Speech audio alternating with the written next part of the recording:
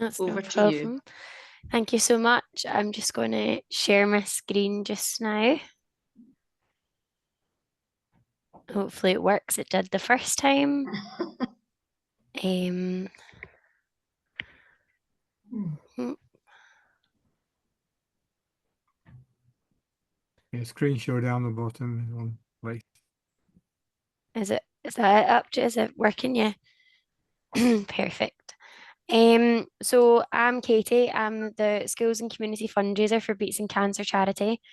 I previously worked with young people and young offenders, behavioural complex needs, and decided that when my mum was diagnosed with cancer 2 years ago, I wanted to make a change in my life and a change into what I do. I seen an opportunity to work in a schools environment for the Beats and Cancer charity and merge the two things that meant the most to me at the time and still currently together to make a living out of that. And I think that there's nothing more honourable than being able to do something that you really, really believe in, what you stand by. I'm going to give you a bit of an overview on what we do. And how we raise funds for what we do, and the different kind of means that you maybe don't know are accessible through the Beats and Cancer charity.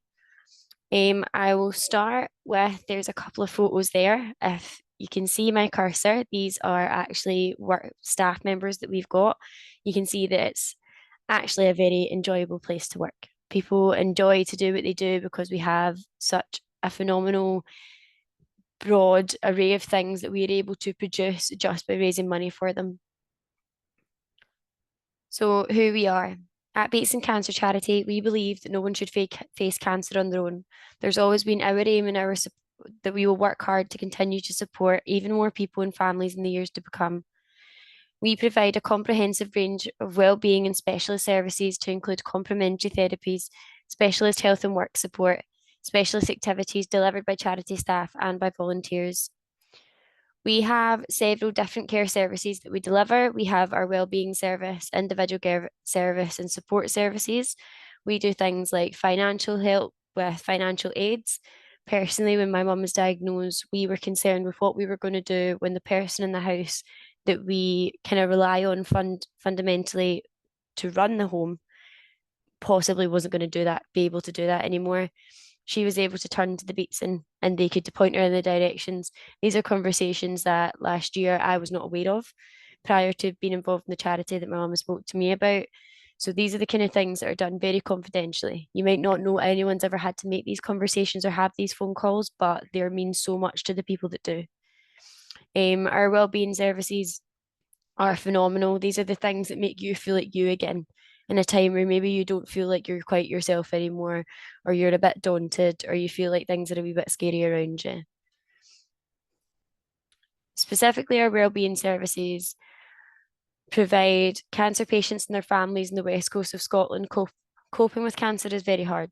As I think we can all imagine, the statistics now state that 1 in 2 people in the UK will be diagnosed with cancer.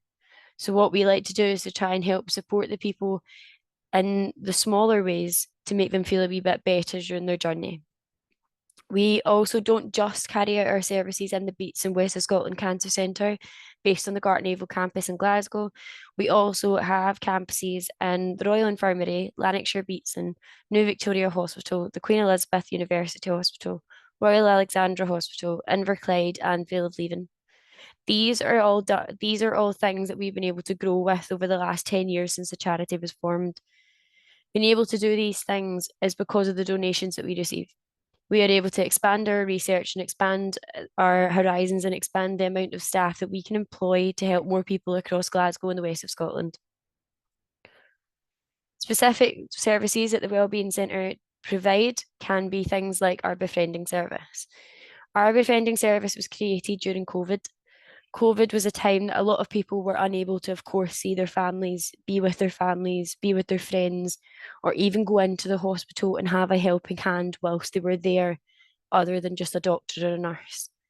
The befriending service was created to do one-to-one telephone consultations and conversations even with people that maybe felt like they were a bit alone, or people that genuinely didn't have a family. They didn't have people to come and sit with them or people to contact them during the week to ask them how they were. These conversations don't have to be about your diagnosis. These conversations are about what you need to talk about. And it happens at the same time every week with the same person. And these conversations are continuing today, and some of them still continue with some of the patients that originally had them in the first place when it was created during COVID. Our podiatry service, which is one that, especially because I work with a lot of children, they get a little very confused to what podiatry is and don't realize how important your feet really, really are. If there is an issue with your feet, that can cause problems with your walking then causes problems with your ankles, then it's your knees, then it's your hips.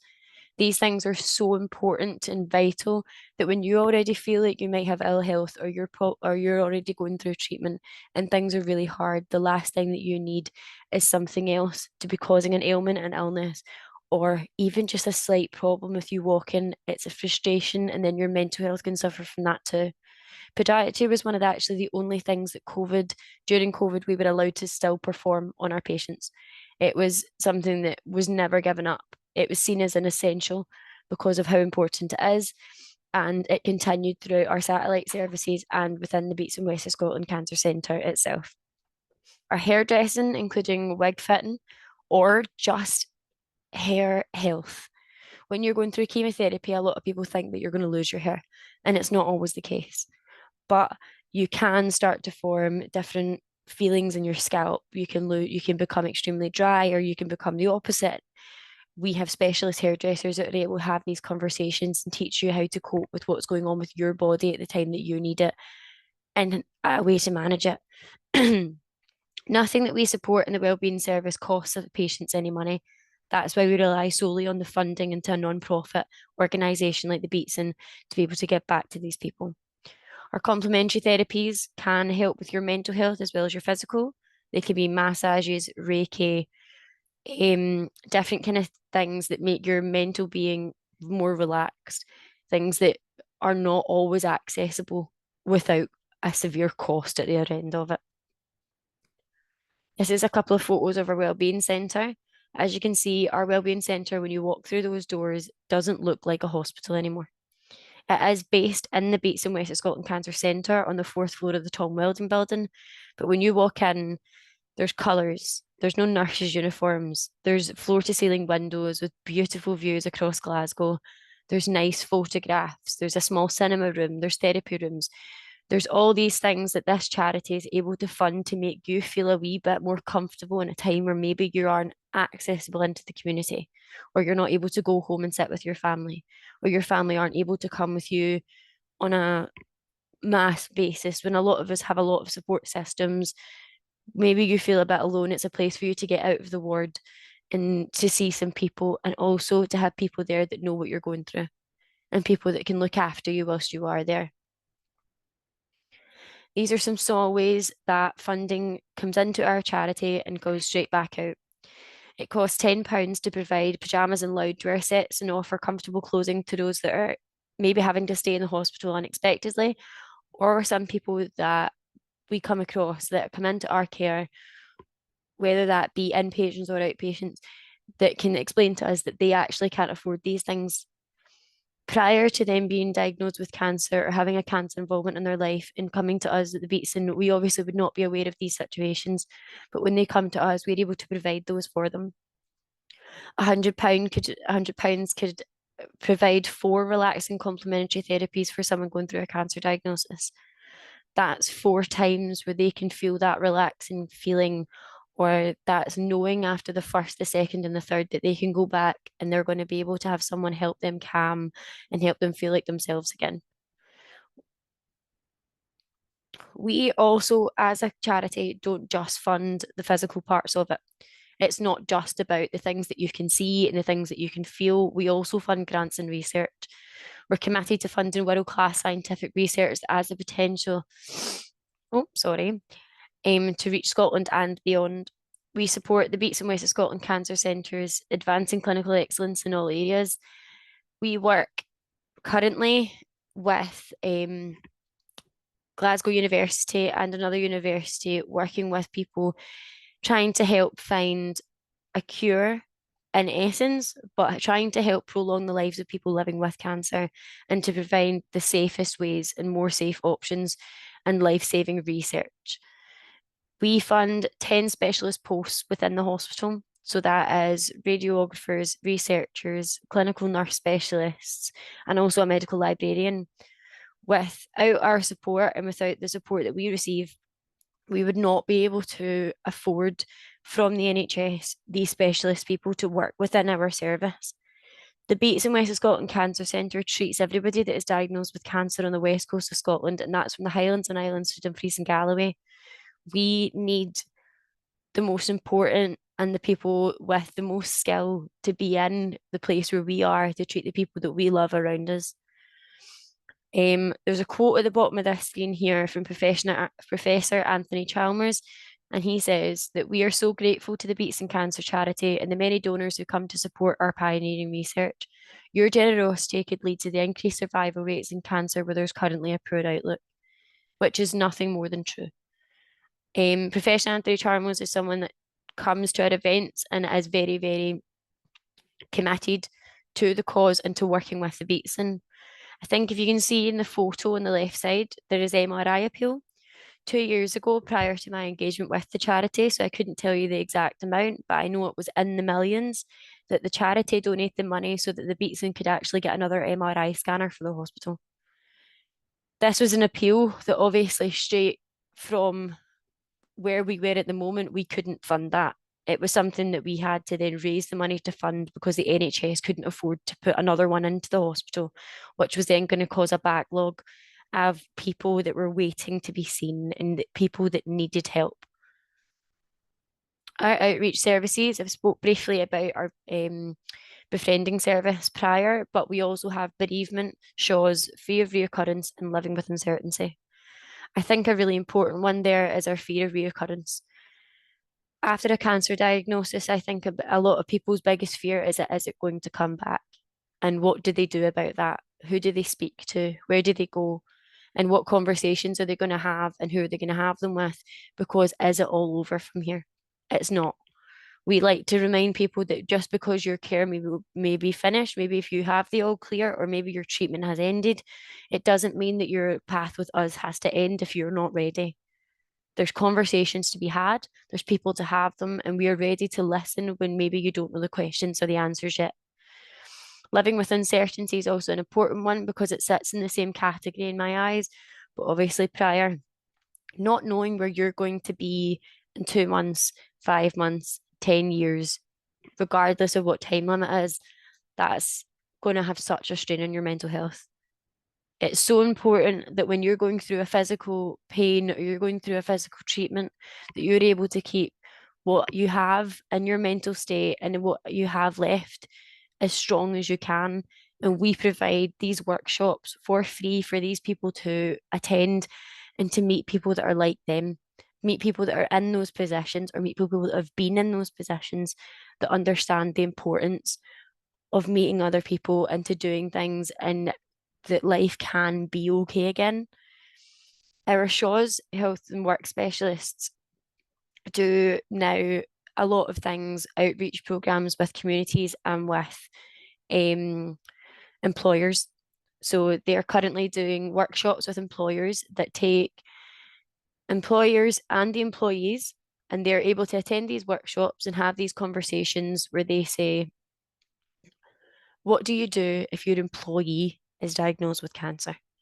Because we know how scary it would be to be the employee, but it's also about giving these employers actual ways to work with it, actual ways to understand, to manage better, to not just be on the side of one, but to create a community with both.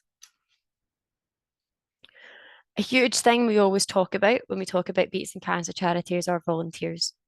I personally starting just at the end of summer last year, was able to see how effective the volunteers that we have are to us.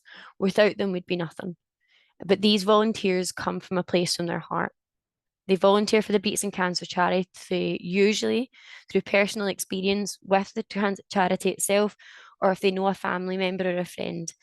We currently have several volunteers I work with day in, day out that are currently going through cancer treatment. And they believe in what we do so much, they want to give back instantly. They want to give back as they are receiving that care because they know how vital it is to helping other people. Right now, we have in the range of 200 to 250 active volunteers for the charity. And yes, that means that we are a large charity and we are growing, but we are growing because we are seeing more need and more avenues. We're able to see the more that we are able to be funded, the more we're able to put straight back into the community that matters to us. We do have different types of volunteers. We have the volunteers that work in our gardens that manage to keep a safe, pretty environment outside our centre so that people are able to come and they can feel relaxed and they can feel at home and they don't need to feel as if they're going straight into a daunting hospital as such that we all know it can be if you've ever been in hospital in general. Um, we also have our tea trolley, which is one that I think a lot of people don't mention, but is one that I'll always remember coming with my mum when she was getting her chemotherapy. And there was a young girl prior to me working with the charity at all, and a young girl came over. She says, "Do you want a tea or coffee?" with a smile on her face that was so infectious that no one couldn't smile back. This young girl made an impact on everyone around us because of something that we were able to provide, a small thing like teas and coffees that we're able to provide for patients whilst they're waiting for they don't know what. They're sitting waiting for scan results, blood test results, and we can provide those small glimmers of hope that things are still worth it. Another few ways in smaller amounts that we can provide for donations on the ward. £5 can give journals and memory boxes to allow people with cancer to express their emotions through creativity. As you know, through being human beings, speaking about who you are, what you are, how you feel is not always going to be possible. And especially if I think when you're living so much with uncertainty that you don't know where things are going to go, you maybe don't know how to feel or don't know how to speak. We're able to provide those small outlets that people are able to do that from. Again, when we talk about the pajamas and the loungewear sets, it's about having people come and feel comfortable in a place where maybe they don't feel at home. It's about doing what we can to provide that. Then it says there we have also £15 that we can provide blankets for them. So these are special blankets, of course. They're not just ones that you would buy out of the pound shop or out somewhere that you could just grab them. These are ones that are specially made so that so they can be touched by skin, they can be washed, they can be used again by that specific person. Obviously, nothing can be shared because of cross contamination. So everything we buy is individual and it is used once, or it is used for one person. Another one I like to talk about is nail files. Um, I personally always have my nails done. It's always been an insecurity not having my nails done. And I didn't know that when you go through radiotherapy or chemotherapy, you can actually start to grow a fungus underneath your nail beds. Not only can obviously we all know what fungus is. It can cause smells, it can cause irritation, if it can cause that you can physically see it. Small thing like a nail file can only be used once due to cross contamination, but somebody that knows how to work with your delicate hands at that time is able to work on your nails. They're able to see what they're doing. They're able to clean them. And something small like that, when you feel like the world might be falling down, just to feel clean is such an important thing to people that need it the most. Another thing that we are providing, hopefully in the next while, is we are trying to work with the teenage and young adults cancer ward within the hospital, where we're going to start creating bags. I think the first was given out within the last week or two, where these bags are going to cost roughly £100 each for each of these young teenagers or young adults. And they are going to provide blankets, pajamas, water bottles, thermometers, because I actually heard recently that the NHS are not allowed to give out thermometers to the patients unless they are, it's either below 18 or above. I think it's above 18 because it's not seen as an essential that the NHS can afford to continue to buy. So we are going to make sure that these small things we're able to put into these bags and have them ready and have them be able to take them to their own rooms, make themselves feel comfortable. Nothing will be branded with our labels on it. It's not going to be everything in yellow and everything with Beatson written on it and stuff like that. It's not about that. It's about creating a comfortable atmosphere and creating a homely environment for somebody that really, really needs it. And I think that that'll be such an effective way to create a better mental being for a young person that's going through something that's obviously not usually pushed towards their generation. So it's nice to that we are finally broadening our horizons and able to connect with those young people too. I'll talk a little bit about how we fundraise and what different avenues that we kind of exhaust to do so. So of course there's volunteering. I've spoke about our volunteers. They come out to all our events, whether that be our bun supper, ladies' lunch, sport and dinners, strictly beats and off the beats and track. And we also now own Santa Dash. I say own because last year Glasgow City Council decided that Santa Dash, because obviously Glasgow City Council don't earn anything from that, they were putting that on and it was costing them a lot of money and it was raising the individual charities involved a certain amount, but it wasn't an excessive amount because everything was kind of coming from Glasgow City Council. Last year, Glasgow City Council basically said they simply couldn't afford to put it on anymore and asked if we could give it to the Beatson, which they did. And on 4 months' notice, my manager and my team and everyone back in the Beatson in coherence with the Glasgow City Council, they were absolutely fantastic with us. We're able to put on an absolutely amazing day for families and young people to come along and enjoy themselves whilst raising money with us. An amazing experience, an amazing thing to work behind, and just such an inclusive thing to do. Our challenges, I have a lovely colleague who works on all our challenges, whether you're interested in doing a skydive, zip lining in the Clyde, beat the ferry, which is a cycle challenge that you cycle over the boats and go round. It's like to Arran, and like all the kind of islands around that way of the top past Aid and stuff like that, and Santa Dash. And the 8K steps a day is a great one as well. I recently met a young girl at a school and she asked me how she can get involved because her sister had been diagnosed and she was about 14 years old. And she said to me, how can I get involved? And I personally, as a human, do not want to put anything on someone so young to make them do anything. And she picked up the leaflet because I had some with me. It was a careers fair and I was telling them about what I do. And she sent me an email and said that she signed up to do her 8K steps a day. So at 14 years old, she made the decision that she wanted to give back because of what we did for her sister. And now she's doing her own wee challenge and she's really excited and she's raising her money and she's posting and we get to keep it because of what I get to do. I get to keep in contact with her. I get to be excited for her and be a part of it. I get to send her a t-shirt or I get to do a check presentation with her at the end of it and stuff like that. It's fantastic. Our other challenges, of course, we do free charity places if people are able to raise money and stuff like that. So that's always great. This is my team. The community team is the people that are out. If you've got a friend that's around the corner, they're throwing a fundraiser in a bowling club, and they want someone to come along and say a few words. That's my job, and I'm able to come and do that because we're able to fund these positions. I'm able to go out and do that. I'm able to go out and have these conversations and create this community because that's what it is. The Beatson isn't just a charity, it's a community where people can go and they can get to know other people and they can feel a part of something.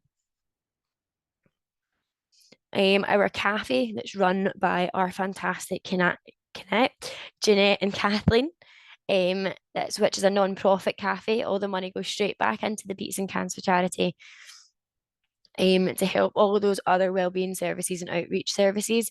It's open 9 till 4, but it's become a hub for community. It's become a hub for people to sit with their families, to have conversations. There's always going to be staff around if you need something. We also are able to give out vouchers to any families to come have a meal with us when they're getting their treatment and stuff. It doesn't cost them anything. If maybe they're struggling with money, we're able to give them those vouchers. It's nothing that needs to be screamed and shouted about. It's just something we're able to do because we're getting those extra funds in. We're able to give those vouchers to those that need them. So maybe if they're coming for their treatment, they're able to sit and have a coffee or have a sandwich or have soup or have something, and it doesn't cost them any money. It's just something to make them relax a bit and they can sit and feel a wee bit more at ease or less anxious about. Because there's only one thing to be anxious coming into somewhere. It's nice to be able to take a wee bit of that away. We created an online store. We have all our different things on there. We host our big events. We have one woman behind all these events. She is fantastic at what she does. She knows what she's doing, but she creates these absolutely phenomenal, massive events and is able to put them on so people can enjoy their time whilst raising money for a charity that essentially needs it because the community around us need it. But people don't just support these events because they want to go to a fancy dinner. They do it because it's for a charity that matters, and we are giving back to people that are giving to us. But yeah, thank you so much for your time. I really, really appreciate it. If you've any questions, of course, I'm still here, so fire away. But yes, thank you so much.